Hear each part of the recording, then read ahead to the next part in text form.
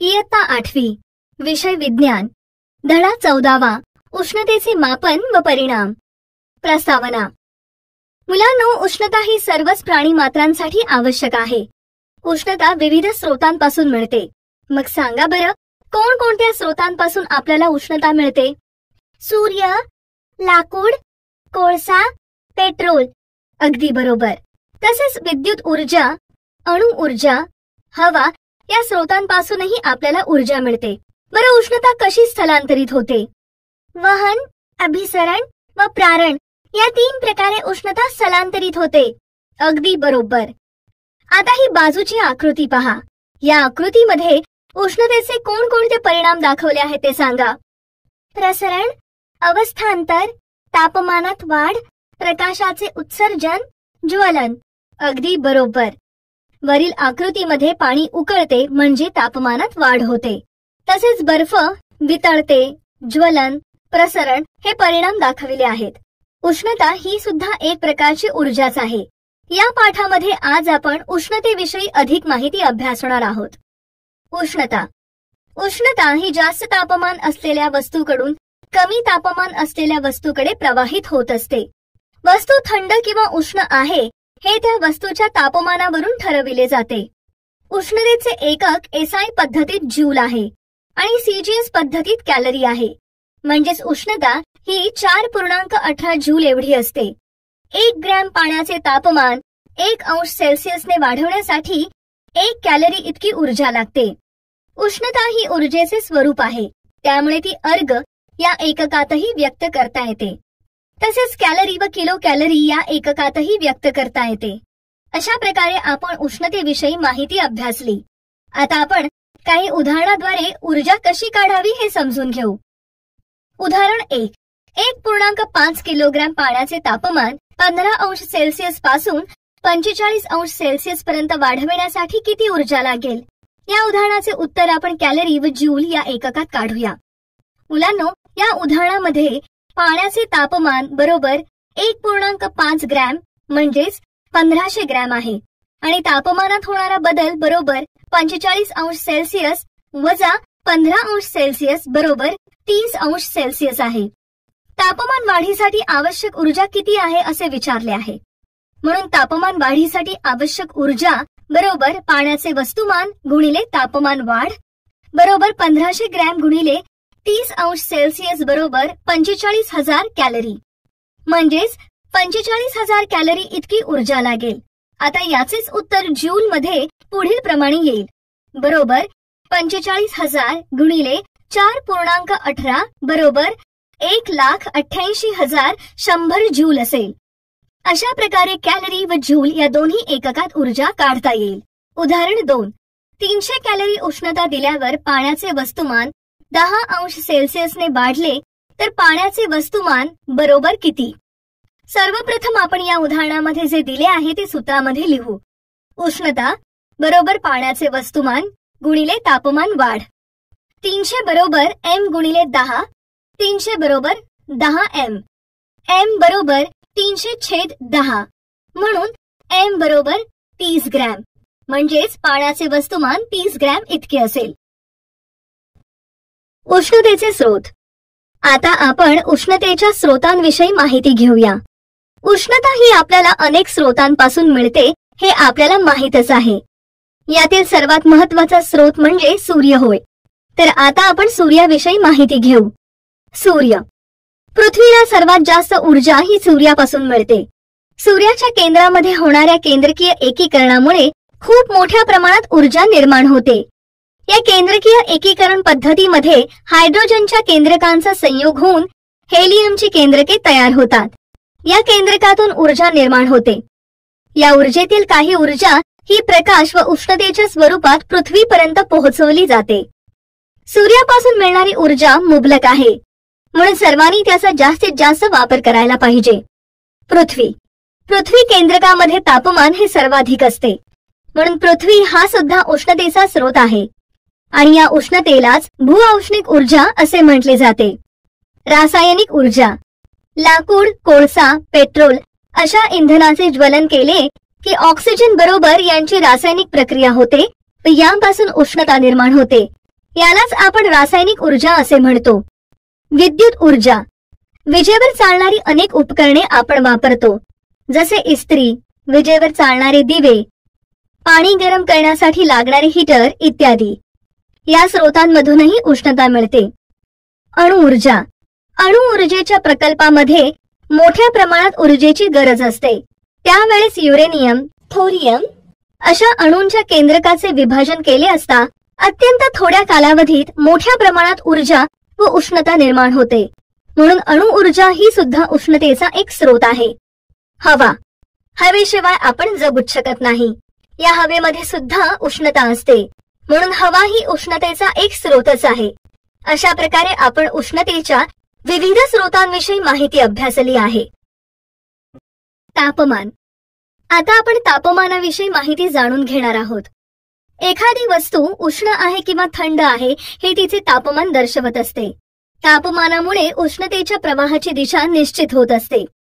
जेव्हा एखादा पदार्थ उष्ण किंवा थंड जाणवतो तेव्हा ही संवेदना सापेक्ष असते. मग आता हे समजण्यासाठी आपण एक प्रयोग करूया. मुलांनो, ही आकृती पहा. या आकृतीत दाखविल्याप्रमाणे 3 सारखी भांडी घेऊन त्याला अ, ब, क अशी नावे द्या. अ भांड्यामध्ये थोडे गरम पाणी तर ब भांड्यामध्ये थंड पाणी टाका आणि तिसऱ्या भांड्यात म्हणजेच क भांड्यामध्ये अ व ब भांड्यातील थोडे थोडे पाणी टाका. आता या भांड्यापैकी अ भांड्यामध्ये तुमचा उजवा हात व ब भांड्यामध्ये तुमचा डावा हात बुडवा आणि ह्या स्थितीत आपण 2 ते 3 मिनिटे थांबा. त्यानंतर तुमचे दोन्ही हात क भांड्यामध्ये बुडवा.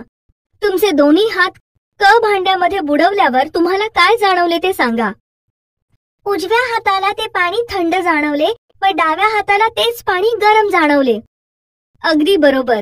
उजव्या हाताला पाणी थंड जाणवले कारण उष्णतेचे स्थलांतरण हे त्या हाताकडून पाण्याकडे होते व डाव्या हाताला तेच पाणी गरम जाणवते कारण उष्णतेचे स्थलांतरण पाण्याकडून हाताकडे होते. या कृतीवरून आपल्या लक्षात येते की फक्त स्पर्श केल्याने एखाद्या पदार्थाचे किंवा वस्तूचे तापमान हे आपण निश्चितपणे सांगू शकत नाही. तसेच गरम वस्तूला स्पर्श केल्यामुळे इजा होण्याचीही भीती असते. त्यामुळे आपण तापमान मोजण्यासाठी उपकरणाची मदत घेतो. या उपकरणालाच तापमापी असे म्हणतात.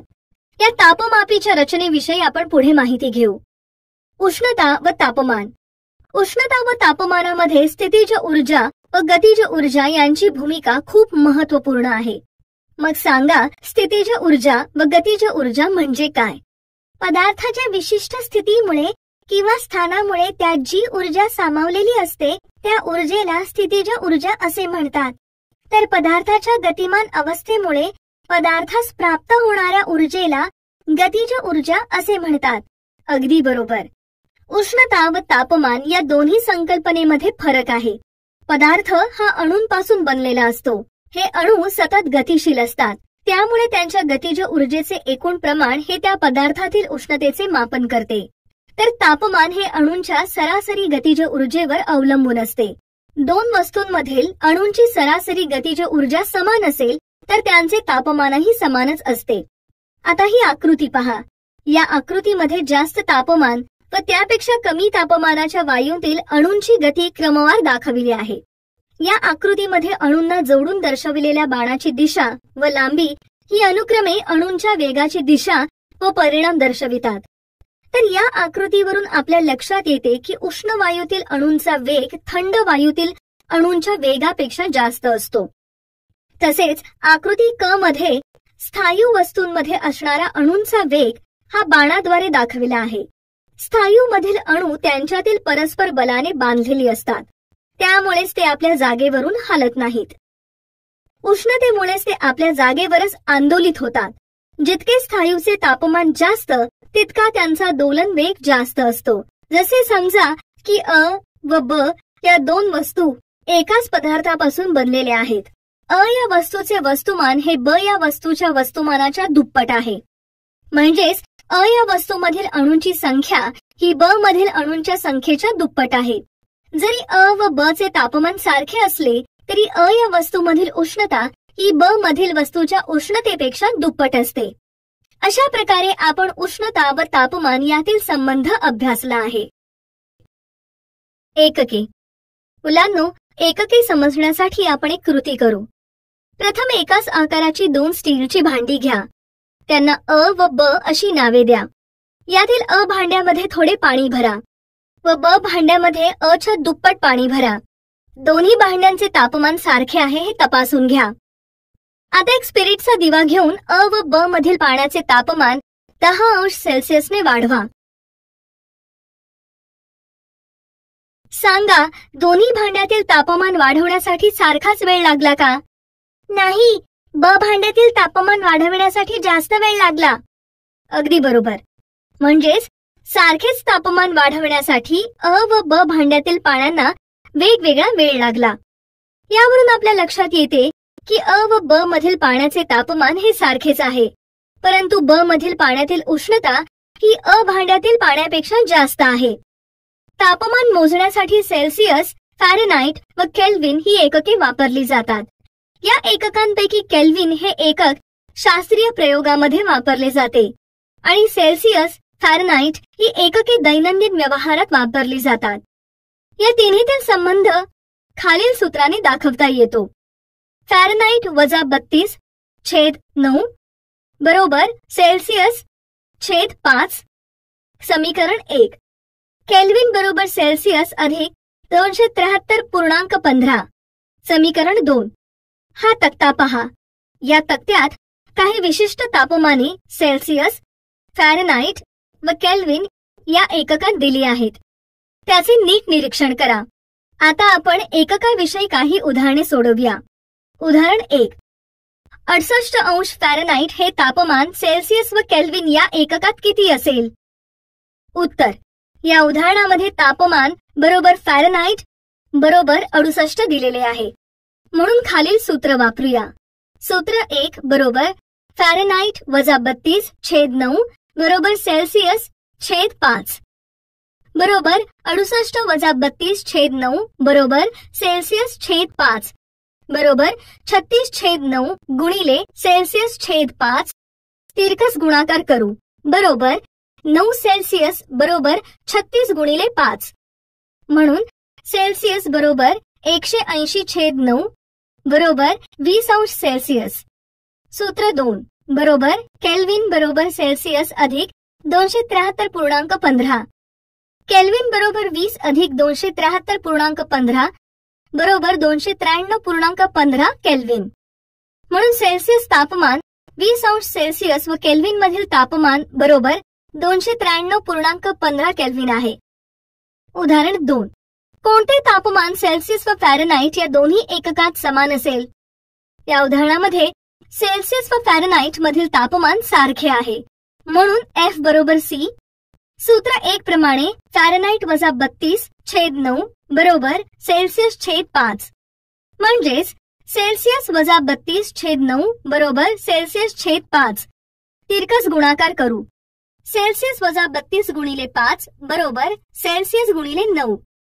5 सेल्सिअस वजा 160 बरोबर 9 सेल्सिअस बरोबर ऋण 160/4. म्हणून सेल्सिअस बरोबर ऋण 40 अंश सेल्सिअस बरोबर ऋण 40 अंश फॅरेनहाइट. म्हणजेच सेल्सिअस मधील व फॅरेनहाइट मधील तापमान ऋण 40 अंश असताना समान असतील. अशा प्रकारे आपण उदाहरणाद्वारे तापमान एककात कसे काढायचे हे अभ्यासले आहे. तापमापी. मुलांनो, मला सांगा, तुम्ही डॉक्टरांकडे गेल्यावर डॉक्टर ताप मोजण्यासाठी काय वापरतात? तापमापी. बरोबर. त्या तापमापीलाच वैद्यकीय तापमापी असे म्हणतात. तापमापी ही वेगवेगळ्या मापनासाठी वेगवेगळी वापरली जाते. तर आता आपण या वेगवेगळ्या तापमापींविषयी जाणून घेऊ. साधारण तापमापी. ही आकृती पहा. या आकृतीत अ मध्ये साधारण तापमापी दाखविली आहे. या तापमापीमध्ये एक काचेची अरुंद नळी असते. तिच्या टोकाकडे एक फुगा असतो. या फुग्यात पूर्वी पारा भरलेला असायचा. मात्र पारा हा हानिकारक असल्यामुळे अलीकडच्या काळात तापमापीमध्ये पाऱ्याऐवजी अल्कोहोल वापरले जाते. नळीची उरलेली जागा ही मोकळी असते व नळीचे दुसरे टोक बंद केलेले असते. ज्या वस्तूचे तापमान मोजायचे आहे त्या वस्तूच्या संपर्कात काही काळ तापमापीचा फुगा ठेवला जातो. त्यामुळे त्याचे तापमान हे वस्तूच्या तापमाना एवढे होते. वाढलेल्या तापमानामुळे अल्कोहोलचे प्रसरण होते व नळीतील त्याची पातळी वाढते आणि या वाढणाऱ्या पातळीवरून तापमानाची नोंद घेतली जाते. तापमान मोजण्यासाठी नळीवर क्रमांक किंवा रेषा चिन्हांकित केलेल्या असतात. वैद्यकीय तापमापी. या आकृतीत ब क्रमांकाची आकृती ही वैद्यकीय तापमापी आहे. मानवी शरीराचे तापमान हे 37 अंश सेल्सिअस इतके असते. त्यामुळे या वैद्यकीय तापमापीमध्ये 35 अंश सेल्सिअस ते 42 अंश सेल्सिअस पर्यंत तापमान मोजता येते. वैद्यकीय क्षेत्रात बरीच प्रगती झाली आहे. त्यामुळे आता डिजिटल तापमापी वापरली जाते. ती या आकृतीमध्ये दाखवली आहे. डिजिटल तापमापीमध्ये तापमान मोजण्यासाठी उष्णतेचे होणारे द्रवाचे प्रसरण वापरत नाहीत, तर त्याऐवजी एक संवेदक वापरला जातो जो शरीरातून निघणाऱ्या उष्णतेचे अचूक मापन करू शकतो. कमाल किमान तापमापी. आकृती ड मध्ये कमाल किमान तापमापी दाखवली आहे. ही तापमापी प्रयोगशाळेत वापरली जाते. या तापमापीची आकृती साधारण तापमापीप्रमाणेच असते, मात्र या तापमापीची तापमान मोजण्याची क्षमता खूप जास्त असते. या तापमापीच्या सहाय्याने 40 अंश सेल्सिअस ते 110 अंश सेल्सिअस मधील किंवा त्यापेक्षाही जास्त किंवा कमी तापमान मोजता येते. दिवसभरातील कमाल व किमान तापमानाची नोंद करण्यासाठी कमाल व किमान तापमापी वापरली जाते. उष्ण किंवा थंड वस्तू एकमेकांच्या संपर्कात काही वेळ ठेवल्या तर त्या दोन्हींमध्येही उष्णतेची देवाणघेवाण होते. यामध्ये उष्ण वस्तू ही उष्णता देते व थंड वस्तू ही उष्णता शोषण्याचे कार्य करते. त्यामुळे उष्ण वस्तूचे तापमान कमी होते तर थंड वस्तूचे तापमान वाढते. म्हणजेच उष्ण वस्तूमधील अणूंची गतिज ऊर्जा कमी होत जाते तर थंड वस्तूमधील अणूंची गतिज ऊर्जा वाढत जाते. आणि एक वेळ अशी येते की त्यावेळी दोन्ही अणूंची सरासरी गतिज ऊर्जा सारखी होते व तापमानही सारखेच होते. अशा प्रकारे आपण तापमापी व तापमानाविषयी माहिती अभ्यासली आहे. विशिष्ट उष्मा. मुलांनो, पदार्थाचा विशिष्ट उष्मा म्हणजे एकक वस्तुमानाच्या पदार्थाचे तापमान 1 अंशाने वाढवण्यासाठी लागणारी उष्णता होय. विशिष्ट उष्मा हे सी या चिन्हाने दाखवले जाते. याचे एसआय मधील एकक हे जूल पर किलोग्रॅम अंश सेल्सिअस व सीजीएस मध्ये कॅलरी पर ग्रॅम अंश सेल्सिअस हे आहे. विशिष्ट उष्मा सी व वस्तुमान एम असलेल्या वस्तूचे तापमान टीआय पासून टीएफ पर्यंत वाढवण्यासाठी क्यू ऊर्जा द्यावी लागते. वस्तूचे वस्तुमान, विशिष्ट उष्मा व तापमान वाढीवर ही ऊर्जा अवलंबून असते. ही ऊर्जा क्यू बरोबर एम गुणिले सी गुणिले टीएफ वजा टीआय या सूत्राने लिहिली जाते. वेगवेगळ्या पदार्थाचा विशिष्ट उष्मा वेगवेगळा असतो. काही पदार्थांचा विशिष्ट उष्मा पुढील तक्त्यात दिला आहे, त्याचे तुम्ही निरीक्षण करा. कॅलरी मापी. वस्तूचे तापमान मोजण्यासाठी तापमापी वापरली जाते तर वस्तूची उष्णता मोजण्यासाठी कॅलरी मापी वापरतात. या कॅलरी मापीच्या मदतीने एखाद्या रासायनिक किंवा भौतिक प्रक्रियेमध्ये बाहेर पडणाऱ्या किंवा शोषल्या जाणाऱ्या उष्णतेचे मापन केले जाते. आता ही आकृती पहा. या आकृतीत दाखवल्याप्रमाणे कॅलरी मापीची रचना असते. यामध्ये आत व बाहेर अशी 2 भांडी असतात. आतील भांड्यामुळे आतमध्ये असणाऱ्या वस्तूची उष्णता ही बाहेर जाऊ शकत नाही आणि बाहेरील उष्णता आत येऊ शकत नाही. म्हणजेच आतील भांडे व त्यातील वस्तू वेगळ्या ठेवल्या जातात. हे भांडे तांब्याचे असते. यामध्ये तापमान मोजण्यासाठी एक तापमापी व त्यातील द्रव ढवळण्यासाठी एक कांडी बसवलेली असते. अशा प्रकारे कॅलरी मापीची रचना दिसून येते. बरं, आता मला सांगा, ताप आल्यानंतर आई तुमच्या कपाळावर थंड पाण्याच्या पट्ट्या का ठेवते? शरीरातील तापमान कमी व्हावे म्हणून. बरोबर. आपल्या शरीरातील उष्णता लवकर बाहेर जावी म्हणून आई आपल्या कपाळावर पट्ट्या ठेवते.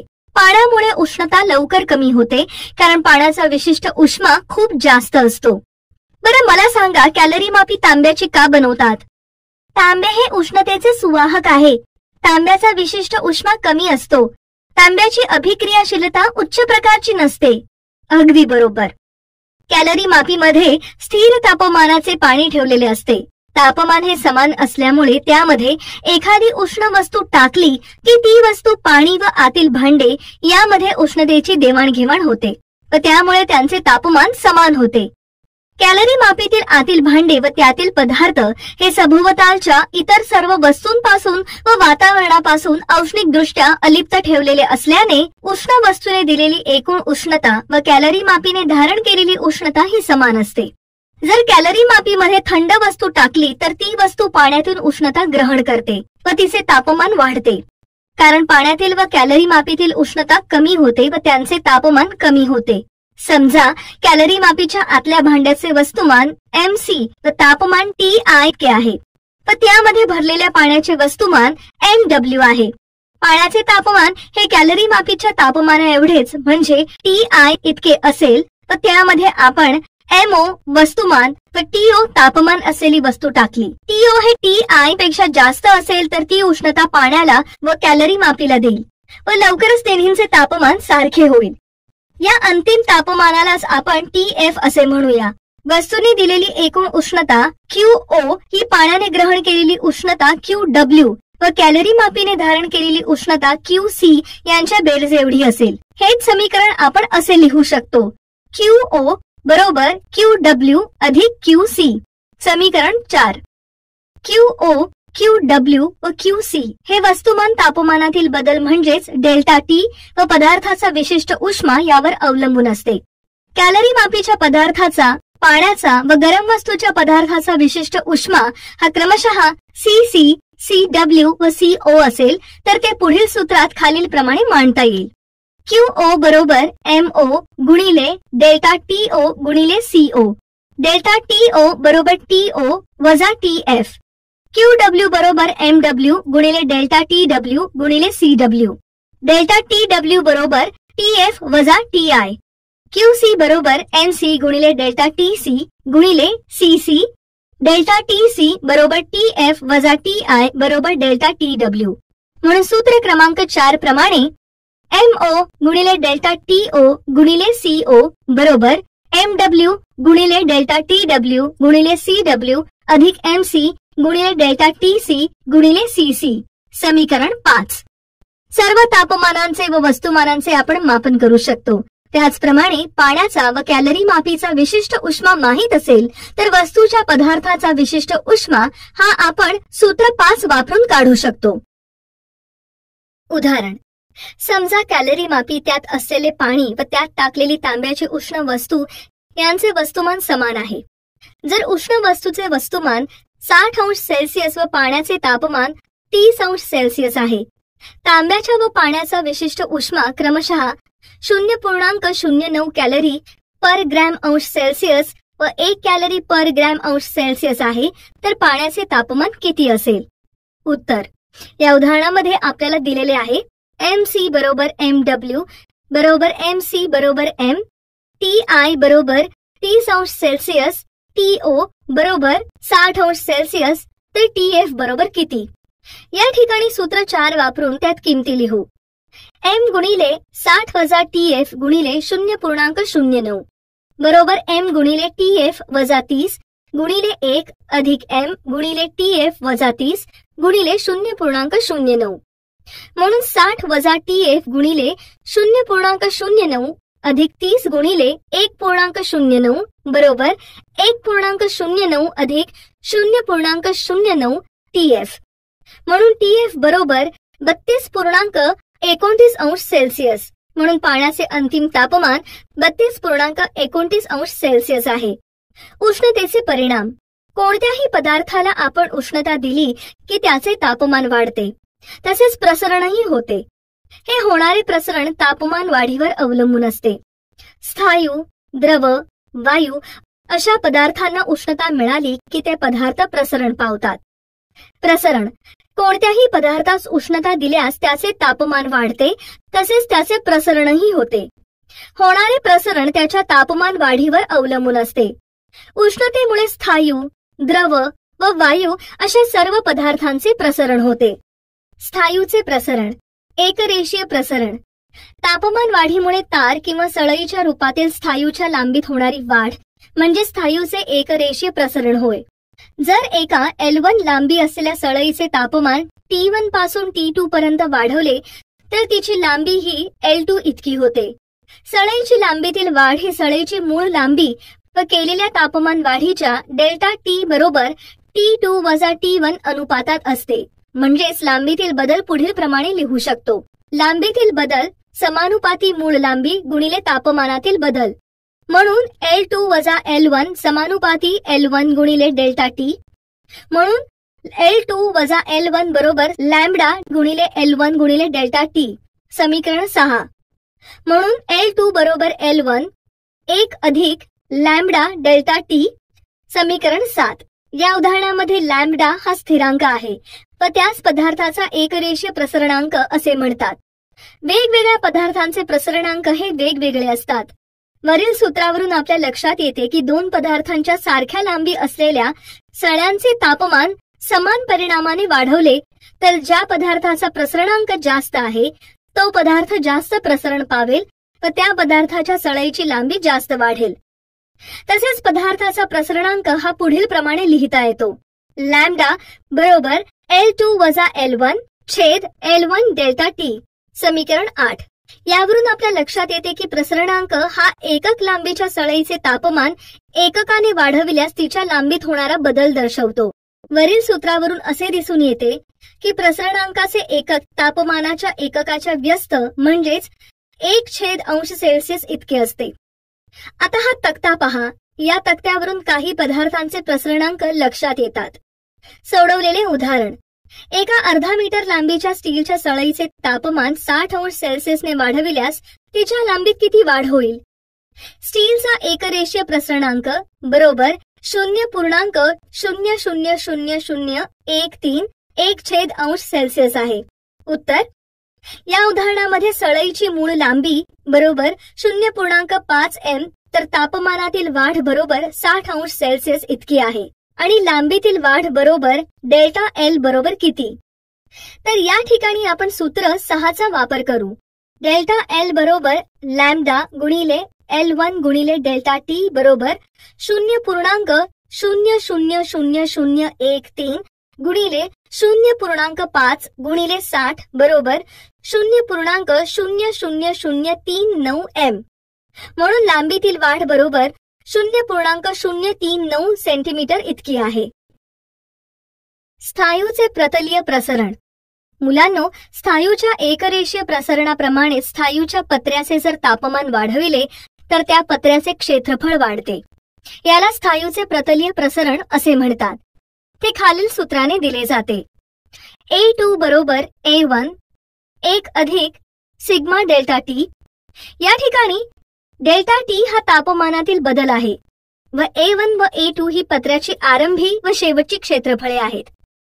या उदाहरणामध्ये सिग्मा हा पदार्थाचा द्विघाती किंवा प्रतलीय प्रसरणांक आहे. स्थायूचे घनीय प्रसरण.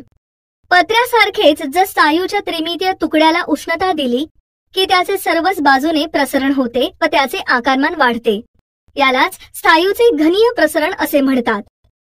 V2 बरोबर V1 गुणिले 1 अधिक बीटा डेल्टा टी. समीकरण 10. ते आपण याप्रमाणे सूत्रात लिहू शकतो. या ठिकाणी डेल्टा टी हा तापमानातील बदल आहे व V2 व V1 ही स्थायूची आरंभीची व अंतिम आकारमाने आहेत. बीटा हा पदार्थाचा घनीय प्रसरणांक आहे. अशा प्रकारे हे स्थायूचे घनीय प्रसरण घडून येते. माहित आहे का तुम्हाला? हे चित्र पहा. असे रेल्वे रुळाचे चित्र तुम्ही प्रत्यक्षातही पाहिले असेल. हे रूळ एक सलग लांब नसतात. ठराविक अंतराने त्यामध्ये थोडीशी फट ठेवलेली असते, कारण तापमानात होणाऱ्या बदलामुळे त्याची लांबी कमी किंवा जास्त होत असते.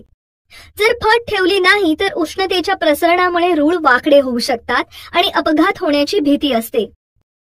रेल्वे रुळांप्रमाणेच प्रसरणामुळे पुलांची लांबी देखील उन्हाळ्यात वाढू शकते. डेन्मार्क मधील 18 किलोमीटर लांबीचा द ग्रेट बेल्ट ब्रिज या पुलाची लांबी उन्हाळ्यात प्रसरणामुळे 4.7 मीटरने वाढते. म्हणून पुलाचे बांधकाम करताना त्याच्या रचनेत प्रसरण सामावले जाईल अशी व्यवस्था केलेली असते. द्रवाचे प्रसरण. द्रवाला ठराविक असा निश्चित आकार नसतो. द्रवाला ज्या भांड्यात टाकू तसा तो आकार धारण करत असतो. द्रवाला आकार नाही, मात्र आकारमान असते. त्यामुळे द्रवाचा घनीय प्रसरणांक आपण या सूत्रावरून काढू शकतो. V2 बरोबर V1 1 अधिक बीटा डेल्टा टी. समीकरण 11. या ठिकाणी सूत्रामध्ये तापमानातील बदल डेल्टा टी हा तापमानामध्ये होणारा बदल आहे. तर V2 व V1 हे द्रवाचे अंतिम व आरंभीचे आकारमान असून बीटा हा द्रवाचा प्रसरणांक आहे. बरं, आता मला सांगा की द्रवाच्या प्रसरणाचा दैनंदिन जीवनात काय उपयोग आहे? ताप मोजण्यासाठी तापमापीचा उपयोग होतो. बरोबर. उष्णतेचा पाण्यावर व इतर द्रव पदार्थांवर होणारा परिणाम हा भिन्न स्वरूपात असतो. यालाच पाण्याचे असंगत आचरण असे म्हणतात. वायूचे प्रसरण. वायूला निश्चित असा आकार व आकारमानही नसते. मात्र वायू हा एका ठराविक बाटलीत बंदिस्त करून ठेवला तर त्याचे आकारमान वाढत नाही, मात्र त्या वायूचा दाब वाढतो. आता ही आकृती पहा. या आकृतीत दाखविल्याप्रमाणे वायूचे आकारमान वाढत नाही, मात्र दाब वाढताना दिसत आहे. आता मी तुम्हाला या आकृतीवरून काही प्रश्न विचारते, त्याची तुम्ही उत्तरे द्या. घनता बरोबर वस्तुमान छेद आकारमान या सूत्रानुसार आपण जर बाटलीतील वायूचे तापमान वाढवले तर घनतेवर काय परिणाम होईल? घनतेमध्ये कोणताही बदल होत नाही. बरोबर. वायूचे वस्तुमान व आकारमान यात बदल होत नाही, म्हणून घनतेतही बदल होत नाही. बरं, आता सांगा, बाटली बंदिस्त नसेल व त्यात एक सरकणारा दट्ट्या बसवला तर वायूच्या घनतेवर त्याचा काय परिणाम होईल? वायूचे वस्तुमान तेच राहते व वायूच्या आकारमानात वाढ झाल्यामुळे वायूची घनता कमी होते. अगदी बरोबर. बाटली बंदिस्त नसेल व त्यात सरकणारा दट्ट्या बसवला तर वायूच्या आकारमानात वाढ होते व वायूची घनता कमी होते. त्यामुळेच दाब स्थिर ठेवून वायूचे प्रसरण मोजले जाते व अशा प्रसरणांकास स्थिर दाब प्रसरणांक असे म्हणतात व तो पुढील सूत्रामध्ये दिला जातो. V2 बरोबर V1 गुणिले 1 अधिक बीटा डेल्टा टी. समीकरण 12. या ठिकाणी डेल्टा टी हा तापमानातील बदल आहे व V2 व V1 ही वायूची समान दाबावरील अंतिम व आरंभीची आकारमाने आहेत. बीटा हा वायूचा स्थिर दाब प्रसरणांक आहे. अशा प्रकारे आपण या पाठामध्ये उष्णतेचे स्रोत, तापमान यांची माहिती अभ्यासली. तसेच उष्णतेचे मापन कसे करावे व कोणत्या उपकरणाने करावे हे अभ्यासले आहे. त्याचप्रमाणे स्थायू, द्रव व वायूंचे प्रसरण याविषयी माहिती अभ्यासली आहे.